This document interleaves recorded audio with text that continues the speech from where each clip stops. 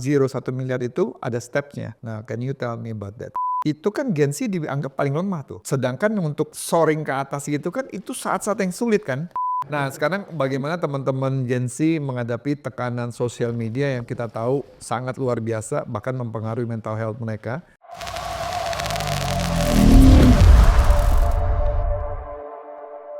Oke, Brian. Gue kayaknya mundur terus nih dari tadi. Giginya mundur terus. Tadi kamu bilang kamu punya 30 staff. Almost. Almost, oke. Ada nggak yang umurnya lebih tua dari kamu? Semuanya. Nah, how you, apa ya, mungkin kamu bisa cerita, how you lead them, how you tegur mereka, how you discipline them. Mungkin kamu bisa cerita nggak? Bisa. Lebih tua loh, karena itu for me is the biggest challenge. Yes. You memanage orang-orang yang mungkin di atas, mungkin ada yang generasinya beda mungkin. Ada. Nah, how?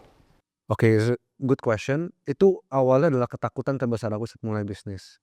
Karena aku tahu pas aku mau hiring orang udah pasti lebih tua gitu yang lagi nyari kerja dan punya capability-nya. Dan tapi sekarang aku belajar setelah lead mereka semua adalah satu, ketika value aku tinggi, umur dilupakan. Jadi banyak yang bilang, Brian kamu umur 17 nggak banyak yang remehin klien-klien kamu. Jujur ada. Tapi, kamu 17 emang udah bisa gini-gini. Tapi saat aku buka portfolio aku, saat aku buka results-nya, apa yang aku bisa kerjakan buat mereka, tiba-tiba mereka lupa sama umur aku. Fokusnya jadi ke value. Jadi I think itu juga So good. cambukan buat aku untuk terus upgrade diri aku, my value. Karena saat karyawan aku, tim aku bisa melihat ada value lebih di diri aku yang mereka bisa look up to, mereka soon akan lupa umur aku. Gitu. Dan kedua adalah justru enak ya, karena aku segenerasi sama tim aku jadinya. Jadi aku punya lebih baik empathy dan lainnya, dan aku punya value juga untuk kalau aku mau sukses, aku harus sukses bareng tim aku. Jadi aku juga mikir gimana tim aku bisa sukses. Aku selalu tanya, goals kamu apa?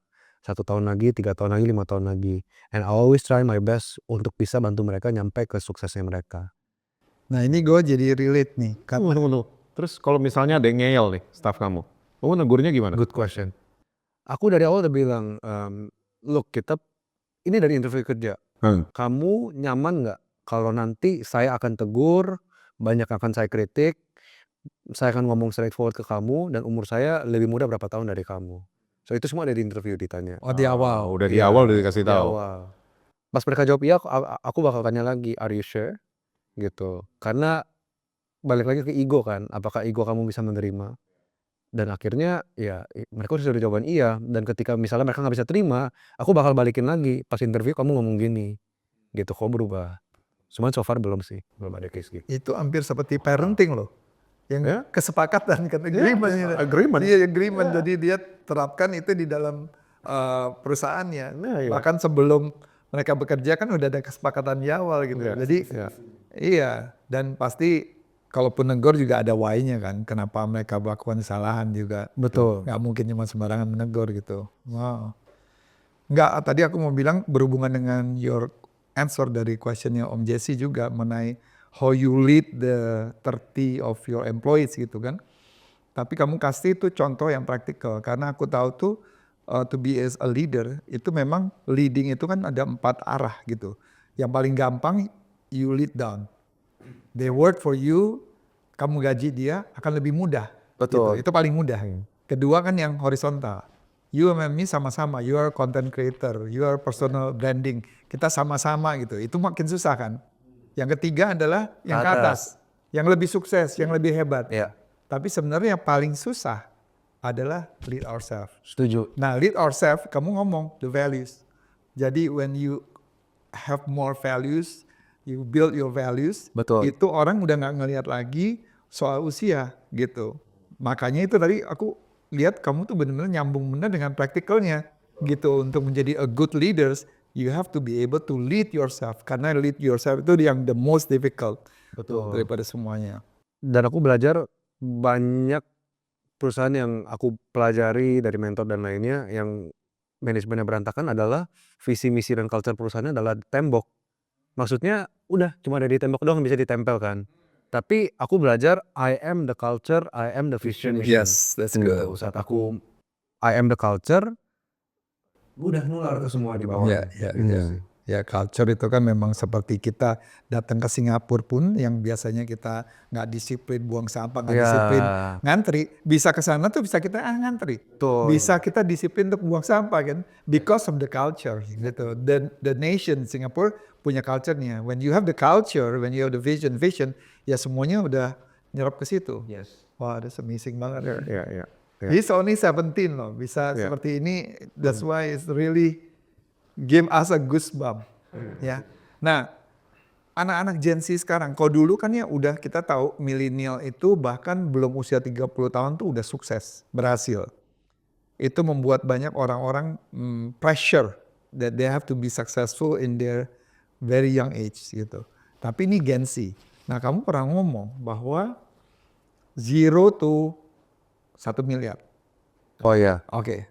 Nah, kamu itu bagus kasih penjelasannya itu bahwa 1 miliar itu ada stepnya gitu. Nah, can you tell me about that? Karena ini kan banyak Gen Z juga mau untuk create uang. Apalagi kamu bilang semua harus mau cari uang Gen Z kan gitu. Karena cari uang kita punya spirit excellence dan akhirnya kita juga dapat experience-nya juga pengalaman. Betul. Nah, sekarang 0 to 1 miliar kita mau bicara mengenai gimana Gen Z bisa kaya. Yes, I think dari 0 ke 1 itu adalah masa-masa paling susah. Let's say kita fotografer atau aku deh di awal aku bikin agency. 0 ke 1 itu adalah paling susah karena klien pertama aku tuh udah harus 0 ke 1 harganya tuh murah. satu apa? 100 Let's say juta. satu klien deh. Satu klien, Let's oke. say klien deh kita Iya, ngomong oke, ya. iya. Dari 0 ke 1 klien, ini kliennya udah harus bayar murah. Karena dia tanya, kamu bisa apa? Oh ya saya bisa konten. Udah bikinin siapa? Nggak ada. Nggak ada portfolio. Nggak ada proof of work, nggak ada portfolio. Jadi udah dapet harganya murah, klien yang nggak gitu besar. Karena klien besar sudah bekerja samanya dengan agensi yang besar juga. Gitu. Jadi udah dapet klien yang nggak gede-gede amat, bayaran yang nggak gede-gede amat. Udah satu portfolio. Gitu. Jadi gimana aku bisa dapetin klien pertama itu paling susah. Dan dari experience aku kan juga masih belum ada.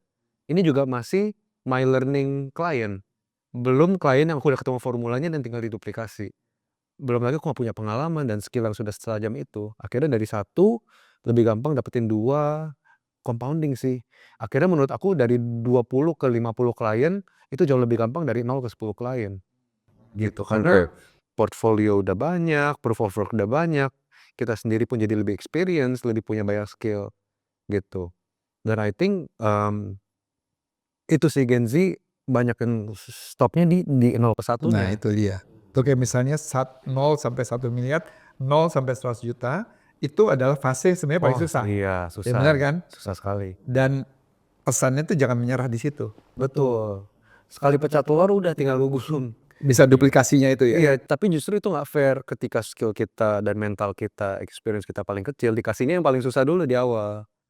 Sekali kita dobrak itu udah sisanya will feels lebih gampang. Nah, sekarang ini, itu kan Gen Z dianggap paling lemah tuh. Sedangkan untuk soaring ke atas gitu kan itu saat-saat yang sulit kan. Makanya banyak yang give up di situ. Betul. Itu penyakitnya. Nah, gimana how you encourage them? How I encourage them, aku suka sharing that life is hard. Punya banyak duit susah, manage-nya nggak kebolong, atur pajak dan lain-lainnya, atur karyawan. Tapi nggak ada duit juga susah. Punya badan bagus, susah dapetinnya, makan dada ayam, nge-gym. Tapi punya badan yang obese, nggak sehat, susah kena banyak penyakit. So everything is hard. And choose your heart kan. Lebih enak susahnya punya banyak uang. Lebih enak susahnya dengan badan yang sehat dan bagus. Daripada sebaliknya. Gitu. So I think jangan taruh ekspektasi that life is so easy gitu kan. Dan saat kita balik lagi acceptance, saat kita punya acceptance, kita udah punya ekspektasinya, oh ini bakal susah. Tapi justru karena susah, then it's going to be worth it. Iya, iya. Wah, Kamu pernah nggak waktu antara 0 sampai 10 itu pengen give up? Enggak, karena I enjoy the pressure. Oke. Aku suka bahkan direm-rem sama orang tua, karena aku unik, semakin banyak pressure dan semakin banyak workload, ambisi aku semakin on fire. Kebalikannya saat orang biasa banyak pressure dan banyak workload, justru malah jadi burnout. Aku justru burnoutnya saat nggak ada apa-apa. Oke. Gitu. Jadi aku agak kebalik. Oke. Cara itu menarik, tapi how you manage untuk bisa choose your heart, terus bisa manage, bisa handle the pressure gitu supaya mewakili anak-anak Gen Z ini loh. I see. I think awalnya semua dari purpose sih.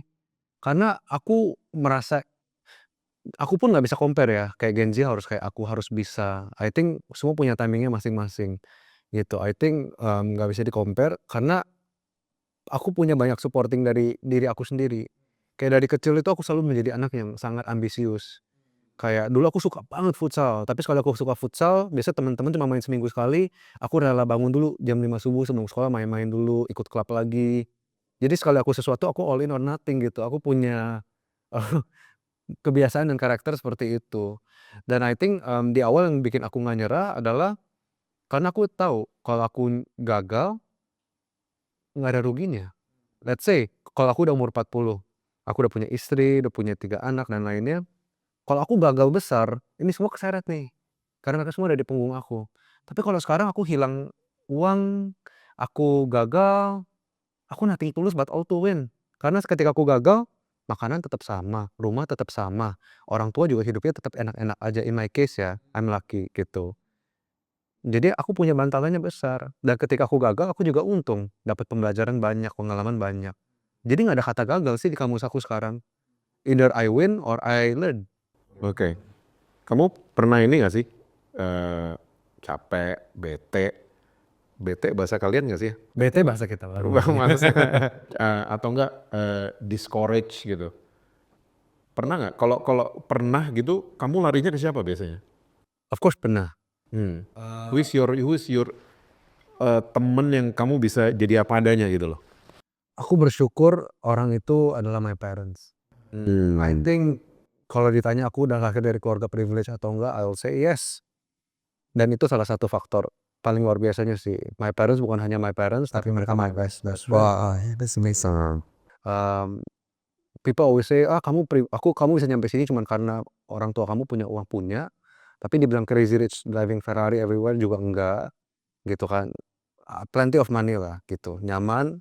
Tapi yang nomor satu privilege aku dari orang tua adalah mereka menjadi role model dan mereka tanemin value selama 17 tahun secara konsisten gitu. Dan actually aku juga baru bisa menganggap orang tua aku as a best friend akhir-akhir ini doang gitu. Dulu aku malah larinya ke temen kayak ke siapa. Iya. Gitu. Aku baru bisa, oh ternyata my parents is my safest place dan tempat terbaik untuk aku kabur gitu. Nah itu tahu bisa shiftingnya menarik banget dari best your friends, terus bisa lari ke your parents finally itu gimana kamu bisa menemukannya akhirnya? You finding your parents ternyata bisa to be your best friends untuk bisa share any burdens or anything and being Kenapa? Ada momen apa gitu ya? Betul. Dulu hati aku cukup keras orang tua. My dad ngomong udah depan puluhan juta orang, ratusan juta orang di Indonesia, tapi ketika dia ngomongin aku dulu sampai tutup kuping, nggak mau dengar, rebel ke mereka.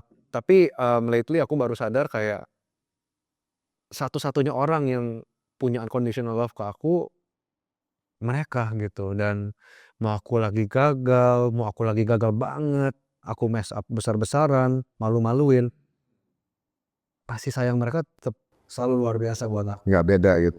And they don't judge. Wow. Ada satu quote juga yang aku suka, satu-satunya pria yang seneng kalau lihat kamu lebih sukses dari dia adalah ayah kamu sendiri. wow. Gitu.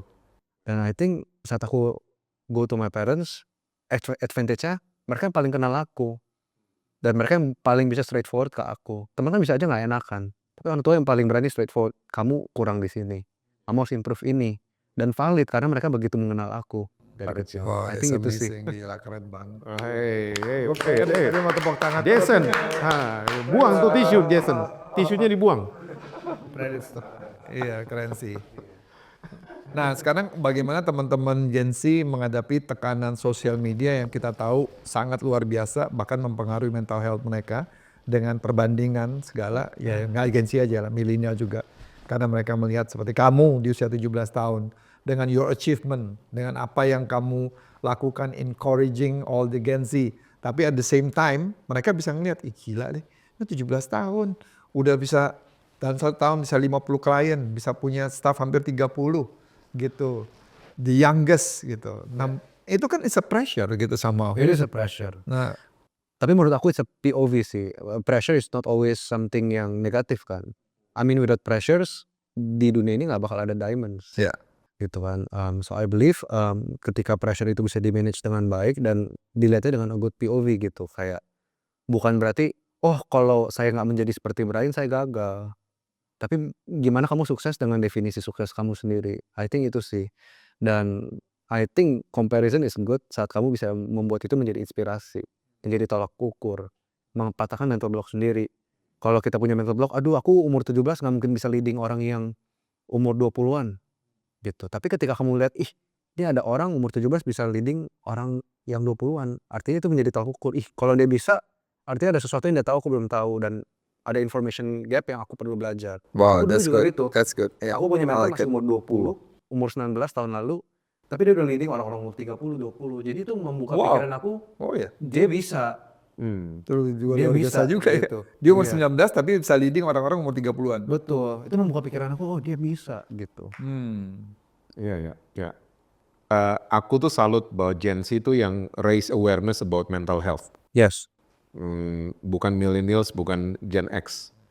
Tapi yang aku suka temukan gini, nggak tahu, please correct me if I'm wrong. Banyak Gen Z yang bersembunyi di balik mental health. Bersembunyi, kayaknya contohnya gini, kayaknya ketemu psikolog atau psikiatris itu kayak jadi validasi. Jadi dikit-dikit ketemu, dikit-dikit ke tempat prakteknya dia dan lain sebagainya untuk validasi aja. Bahasanya I cannot do this, I cannot do that, dan jadi kayak apa ya? Kayak limited Prison. Iya. Jadi kayak prison, kayak tadi, kayak orang di penjara jadinya. Dan itu semua mengatasnamakan mental health gitu loh. Yes. Gitu. Jadi nggak mau yang tadi kamu bilang, nggak mau keluar dari penjara itu gitu loh. Aku percaya bahwa itu benar, mental health itu dari dulu memang penting dan ada. Ya. Tapi menurut aku benar, di generasi sekarang tuh dieksploitasi. Jadinya kekurangan dan sesuatu yang bisa diimprove, dikonotasinya, divalidasikan, oh ini emang mental health gue, emang penyakit gue gitu.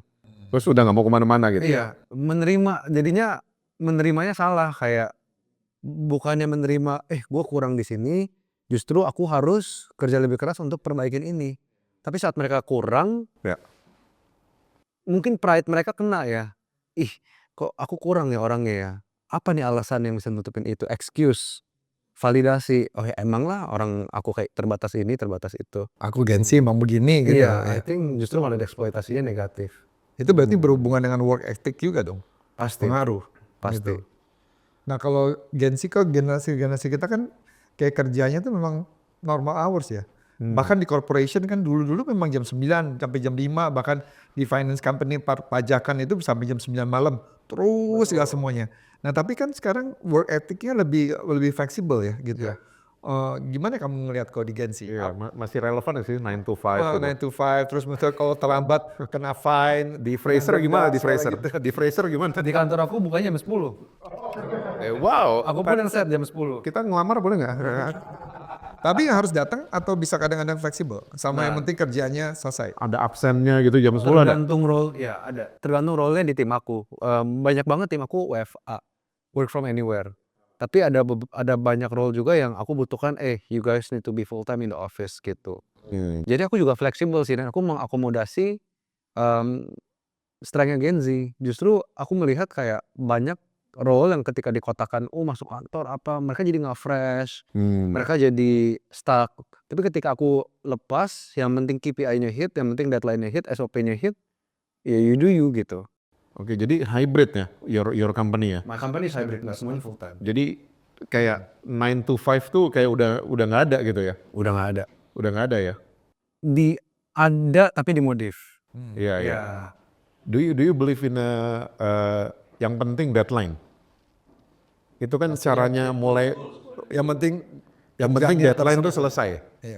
Yes, itu kelihatan paling penting, tapi timnya belum tentu kuat kalau cuma mikirin itu. Karena kalau mereka nggak datang ke kantor, mereka nggak bisa ngobrol sama aku, culture-nya susah untuk dimasukin. Nah, how you build that? The team. The team, aku selalu mikir, aku punya core team, jadi aku nggak lead 30 orang. Aku cukup lead sekitar 5 orang, dan 5 orang ini lead yang di bawahnya. Dan ketika bawahnya bolong banget nih, dan semua jenderal aku nggak bisa handle, baru aku turun ke bawah. Cuma 90% of my time aku tinggal controlling jenderal-jenderal aku doang. gitu. Dan justru jenderal-jenderal ini nih yang penting banget untuk full time. Oke. Gitu. Oke. Terus how you manage orang-orang yang work from anywhere? Apakah mereka mesti komunikasi sama kamu all the time? Apakah mereka mesti laporan sama kamu kah? Apakah mereka mesti WhatsApp kamu dan lain kasih report atau gimana? Atau sama 5 jenderal itu. Aku selalu ngomong gini ke my remote team. Ini simple banget. Cuman aku cuma cari 2. Satu kualitas, udah pastilah kalau nggak ada kualitas nggak bisa. Dan kedua adalah deadline, udah cukup. Kualitas deadline mau kerjainnya jungkir balik jam 3 subuh sambil makan bakso terserah. Yang penting kualitas ada, deadline ada. That's And I don't put too much expectation, oh mereka harus live my culture dan lain-lain. Karena aku pun tidak mengakomodasi mereka untuk bisa receive the culture, inspired by the culture. Oke, yang penting di company kamu tuh 5 orang jenderal itu tadi. Betul, Itu yang selalu kamu ada sama mereka. selalu. So Kalau yang lain pokoknya kualitas sama memenuhi deadline. Betul. Oke. Wow. Jadi ini nih cara Gen Z memanage company ini begini nih. Iya, dan itu juga sebenarnya ngebantu di risk management aku sih. Jadi baby boomer mesti denger tuh. Betul, ini maksudnya ya. Iya berarti kan sebenarnya pekerjaan-pekerjaan ke depan udah yang konvensional udah gak lagi berlaku lagi ya 5-10 tahun ke depan ya. Ya. Sebenarnya beberapa posisi aja kali ya. Betul, Iya. setuju. Dan bisa ngurangin macet sebenarnya work from Oh anywhere. iya. Ya, terus masuk jam 10 juga kan kita apa ya? Kalau orang masuk jam 10 di kantor kan yang nganterin anak-anak sekolah jam 7 pagi itu kan udah pulang ke rumah gitu loh. Jadi kan lebih enak sebenarnya. Benar. Ya. Nah kalau kamu ngelihat perbedaan dari Gen Z, Alpha dibagi aja ya, sama milenial itu apa yang paling signifikan? Kalau kamu Iya. bekerja, kamu kan ada bersinggungan ke Alpha, ke Gen Z sama milenial ya. Oke. Kamu kan sekarang the youngest kan? Kan ada alpha. Ada alpha. 2025 ada beta. Iya, tahun depan udah beta. Kamu baru lahir. Ya, kamu jadi ngelihat adik kamu nih gimana? Siap alpha. Oh iya, si Alpha, Gen Z sama milenial. I think setiap generasi akan semakin cepat sih. Dan itu it's my very mind blowing. Gila ya, semakin cepet dia Gen Z.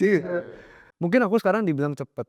Cuman I believe dalam 10 tahun lagi pasti ada yang lebih cepat dari aku. Apa kamu experience gak? Ada yang di bawah kamu yang kamu rasa? Aku lihat ada anak umur 9 udah kontennya jago banget. Masa sih? Gitu-gitu. Aku udah sampai kayak, Padahal dia ngonten dari umur 11 tuh. iya aku, wah gila. Ini selalu turun nih. Gila ini.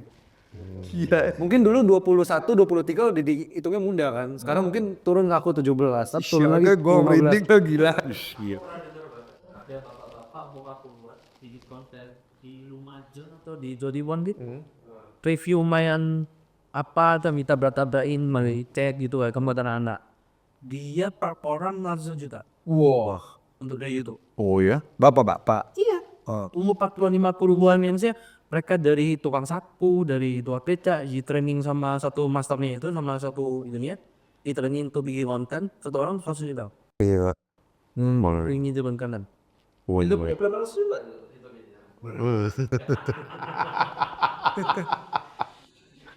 Kayak ada produser kita juga umur 24 masih gitu. Iya. 25. I think zaman sekarang jadinya semua orang dapat kesempatan yang Iya. sama sih.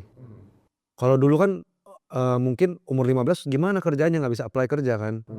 Sekarang kayak banyak freelance juga umur 16, 17, 18 sudah freelance gitu kan. Karena social media sih, internet Ya. itu. This is my pertanyaan yang rada prinsip. Sekolah masih penting nggak? Wah, ini kontroversial. Tapi sekolah aku tetap anggap itu penting. Walaupun sekarang aku lagi nggak lanjutin sekolah. Yes. So gimana tuh? Kayak kanting. Tapi gue sekarang lagi nggak sekolah. Kalau itu tapi membatalkan Tapi kan membatalkan kalimat sebelum. Kamu salah tisu. Tapi, Iya, dia cantik tapi nggak cantik berarti ya. tapi aku suka. Dulu tuh aku ambisius banget di sekolah. Jadi kelas 6 SD, aku yang sampai diusir guru les. Datang jam 9 pagi, pulang jam 9 malam. Udah, Oke. capek pulang. Hah? Datang jam 9 pagi buat 9 malam. Iya. Terus aku dulu adalah nilai UN-nya satu mata pelajaran paling tinggi satu angkatan, ikut olimpiade negara gitu-gitu. Yang pintar dari Udah, tapi sejak SMP 1 lihat pelajarannya aku udah nggak asik ya. Oh ini nggak guna ya. Aku awalnya kira nggak guna gitu kan. Kayak ini ngapain aku belajar hidrogen ada ininya kan aku nggak mau jadi scientist. Jadi aku udah mulai lupain karena aku udah nggak punya purpose-nya lagi. Aduh ini nggak guna, aku belajar percuma, bakal lupa juga. Tapi menurut aku sekolah itu pentingnya adalah kita berinteraksi loh sama puluhan bahkan ratusan murid lainnya. Dan itu menjadi sparring partner belajar komunikasi, belajar mengerti orang, I think juga diajarin disiplin untuk belajar dan mengerjakan gitu. Tapi dulu ya walaupun aku nggak hidupin itu, cuman aku percaya lah sekolah itu salah satu yang membentuk aku juga. Tapi alasan aku sekarang nggak lanjut sekolah karena aku punya kepentingan yang lebih besar aja dan tanggung jawab yang lebih besar gitu. Tapi menurut aku ya kayak Gen Z banyak yang bilang, ih Brian aja nggak lanjut kuliah, saya juga nggak mau lanjut kuliah deh. Udah ada apa gitu. Iya, Kalau belum ada apa-apa nggak kuliah cuman pengangguran mending kuliah gitu. Nah ini Iya. ini. Udah no konteks. Ya, Iya, terus kalau ada apapun masih belum besar dan belum menjanjikan mending kuliah. ya. Simon. Saya kan banyak orang suka lihat role model sini Bill Gates atau Mark Zuckerberg Bill juara Gates aja selesai segala semua. Iya kan gitu. Iya. Untuk sekolah dia bisa berhasil gitu. Dan aku pun juga mulai dari jalanin dua-duanya barengan kok. Soalnya for me, if education are everywhere right now, school is an option for me. For me. Setuju. Maybe not for you, maybe not for a baby boomer.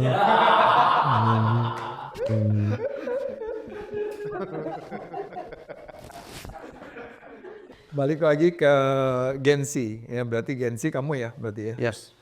Kamu di usia dia udah bisa jadi role model ya. Ke Alpha tapi juga bisa ke milenial.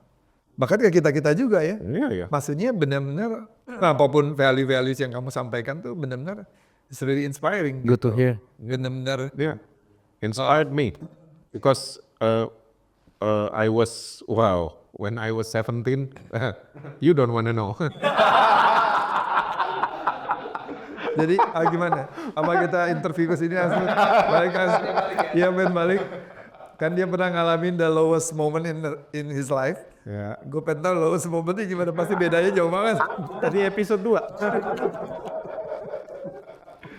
Iya, tapi benar juga sih. Nggak lama lalu kan si Theo, Derek di sini kan. Dia Theo umur berapa? 29, 30 kan. We are so inspired. Maksudnya gila umur 30 udah luar biasa begini kan. Tapi dia waktu itu untuk kuliah masih berjuang. Kalau ini umur 17 belum kuliah udah sukses begini juga. Amazing. Dan dia juga bilang lagi di bawahnya lagi. Sekarang umur 9 tahun, 10 tahun udah luar biasa Akan lagi. semakin gila sih. Tuh. Akan semakin gila. Iya. Amazing. Tapi di satu sisi hal yang negatif juga mulai dari anak-anak umur dini sekali sekarang kan. Oh mereka Iya, dapat exposure betul. ke hal Karena negatif exposure-nya. yang- Ya kan kayak anak-anak 6 tahun tiba-tiba aku juga kaget tiba-tiba memilih orientasi seks yang berbeda. Oh iya. tiba-tiba. Masih 6 tahun loh. Iya itu gila banget sih. Jadi nggak cuman yang positif aja, yang negatif juga makin umurnya makin muda banget udah ke situ gitu ke arah situ. Karena kan exposure-nya. Ya. Dia udah semakin muda, semakin dini ya. Pedang mata dua lagi ya. Iya. So orang tua nih mesti aware ya. I think justru itu tugas nomor satu orang tua ya. Iya. Karena kan mereka pagar pertama tuh. Iya. Iya. So I think our best friend Donna yang kita ngomongin episode sebelumnya, reparenting is needed. Iya. Setuju nggak Jason? Reparenting? Setuju ya? Iya, kita tanggal 15 Maret akan ada podcast on stage. Wow. Kita akan bahas reparenting with our friend Donna Luntungan and Zoya Amirin. Cool. Seksolog. Ya, kita akan bahas. Tapi ngomong seperti ini juga penting juga perannya dia sebagai leaders. Karena orang-orang sekarang kan Gen Z juga bahkan generasi Alpha kan ngeliat sosoknya kayak dia. Ya. Gitu. Jadi whatever you share gitu on the platform social media, it brings in great inspiration untuk ke mereka. Karena mereka tuh kadang-kadang ya stepnya kan beda-beda. Belum tentu langsung ke orang tua. Ya. Kayak kamu kan transisinya dulu kan your safe zone-nya ke your friend, best friend. Betul. Sebelum akhirnya ke orang tua. Yes. Dan saat ini kan exposure mereka yang umur 9 tahun, 10 tahun, 11 tahun lihat social media. When they see you and you talk about great things of life, itu benar-benar bisa jadi inspirasi buat mereka semua. Gitu. Betul. Iya, your value, segala semuanya. Tadi kita udah bicarakan, harus cari duit. Kenapa cari duit? Untuk get the experience juga. Selain experience, spirit of excellence juga di situ. Betul. Terus juga untuk dari 0 sampai 1 miliar, 0 sampai 100 jutanya. Yeah. itu masa-masa yang paling sulit tapi never give up. Kan all the good values yang kamu jadi apa ya, dari generasi sampah tuh itu menjadi Generasi emas. strong kan, seperti begitu. Jadi all what you have shared itu benar-benar a good things, Brian. Good to hear. Gitu. I'm so blessed, I'm so glad Good to hear. gitu to know. Aku tuh dulu waktu masih kecil suka bercanda. Dulu kan kita cuma punya telepon rumah. Kita, me and my brother suka bercanda. Nanti one day telepon, halo, kita begitu. Ternyata kejadian. Iya. Video call, kejadian. Kamu punya gitu-gituan nggak? Pandangan ke masa depan gitu, walaupun you're joking gitu loh. Tapi kayak you see Ya, sekarang kan something. kacamata udah phone tapi maksudnya Kayak sekarang mungkin telepon pring, halo, halo. Itu pun udah ada loh sekarang. sekarang udah ada. Iya, kan? sekarang udah ada. Nggak, yang belum. Yang you can Wild imagination. My wild imagination, aku pikir di masa depan orang soon cuma akan bertahan hidup doang. Karena dengan adanya virtual reality, Ya, kita bisa bayar duitnya di situ. Bayangin deh, kalau misalnya kita cuma tinggal di tempat yang pas-pasan, yang penting kita makan dan minum tiap hari, itu udah hidupnya di VR terus. Oke. What if kayak gitu, dan VR-nya menjadi sangat realistik. Wow. Di dunia kita nggak ada uang, di situ tinggal pencet-pencet tombol, keluar rumah, keluar Ferrari, gitu kan. Iya, mau I think itu bisa serem deh. Iya. Iya. Serem. Serem. Dan kan bisa jalan kan dengan treadmill karena gitu. itu yang kamu bilang itu sekarang yang sedang terjadi in my world-nya. Aku suka gym. Sekarang aku bisa pakai VR ke gym yang terbagus di dunia. Iya. Tapi cuma di satu ruangan ini. Iya, benar. Gitu. Ya. Jadi itu benar-benar kita gym termasuk orang-orang yang mau kayak apa. Kita bisa Benar-benar. create. Yang beautiful girl-nya mau kayak gimana, alatnya kayak gimana, gymnya kayak bagus. Dan itu kita bisa nikmatin. Nah itu yang kamu bilang, wah ya benar amazing. Bahkan kita mau liburan kemanapun juga Benar. udah bisa nikmati Dan liburannya menyatakannya tersebut. terus gitu. semakin challenging kan untuk kehidupan di reality. Orang harus beradaptasi cepat, belajar banyak. When they fail to adapt, jadinya mereka punya bantalannya, ya udahlah, aku tinggal di virtual aja. Itu menyenangkan sekali menurut aku. Ya, itu benar. My wildest dream now adalah nanti mall tuh isinya cuma tempat makan doang. Karena baju-baju semuanya dari VR. Oh ya? Iya, make sense. My wildest dream. Make sense, make sense. Jadi orang ke mall tuh cuma restoran doang nanti. Cuma restoran. Iya. Tapi belanja-belanja semua di rumah udah. Kayak begitu. That's my wildest dream. Oke. Aku nggak nanya, gue punya wildest dream apa. Kamu terlalu terlalu jauh. Terlalu jauh. Kalau gue punya wildest dream ya tetap selalu dekat dengan Tuhan aja. Oh, beda. Dekat kepada hatinya gitu. Dan hidup menyenangkan dia dan menjadi berkat buat siapa saja sampai akhir nafas kehidupanku. Oke. Waduh, beda ya Tapi kenapa wisdomnya ya. iya jadi lihat ke sana? Brian, thank you so much. Thank you. Thank you so much. Buat kalian-kalian yang mau ikut nyawer di podcast kita, bisa langsung disawer ya di bawah ini. Dan untuk kalian yang punya pertanyaan, silahkan drop di kolom komen. Tim kami akan seleksi semuanya dan kita akan coba menjawabnya di episode-episode mendatang. Dan untuk kalian yang mau jadi member eksklusif, kalian bisa terima semua konten eksklusif dari housetop.kreasi. Oke, so it's time for. Tapi satu lagi, kalau misalnya ada yang mau dapat informasi inspiration, go to Brian punya Instagram Ya. atau YouTube. Ada you have YouTube? Instagram, Instagram. Instagram. Oke, Brian tulisnya gimana? Brian Kandani. Brian Kandani Instagram. Brian Kandani. You can find great content, great inspiration by Brian Kandani. Chayo. So it's Chayo. time for food testing.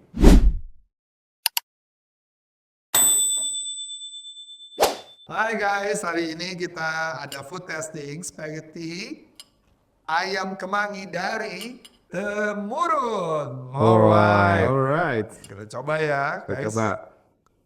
Ini coba. Lo tahu isinya ada apa aja nih? Kemanginya berasa banget. Wah, With lots of dada ayam ini Mas Di. ini otomatis jadi podcaster favorit aku sih. Ada makannya. Before, during, and after. Wow. Kemanginya berasa banget. Wah, wow. Yang hijau gue gak suka kemangi dan mayu enak.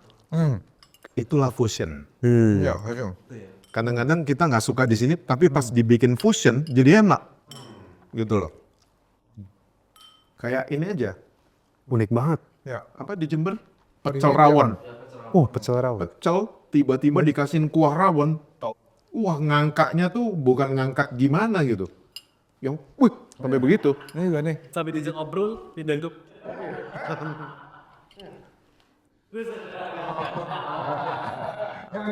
Oh gitu. Oh baby boomer gitu kalau bercanda ya. Iya. Kalau kita lebih pakai 4D. Oh. Wah, mereka kan cuma lihat-lihat virtual gitu kan. Kalau kita makan ya.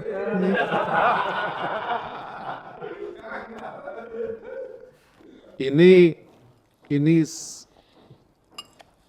Kayak dulu Pak. Berapa? 1 sampai 10 belanjaan. 9,8. 9. Puluh. Oh, Puluh. amat. Dan ini dari temurun by Chef Jessil. Hari kali.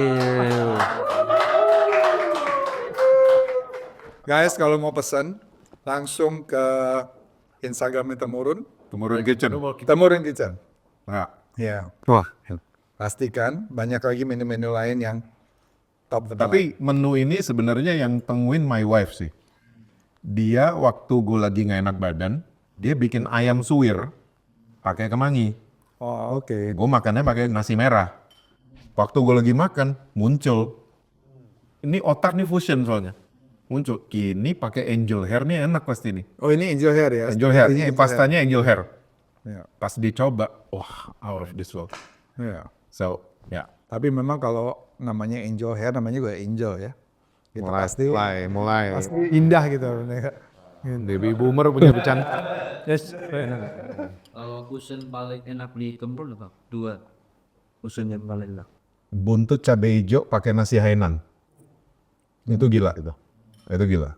Kita selama ini makannya pakai nasi biasa kan. Iya. Gue nggak pernah bawain nasi Hainan. Iya. Ya. Wah. Nanti Babi kecap. spaghetti tuna tinorangsek. Itu yang pertama kali. Oh iya. Ini fusion. Iya, enggak, itu menandakan baby boomer waktunya tidur. Thank you semua. Oh, See you. you.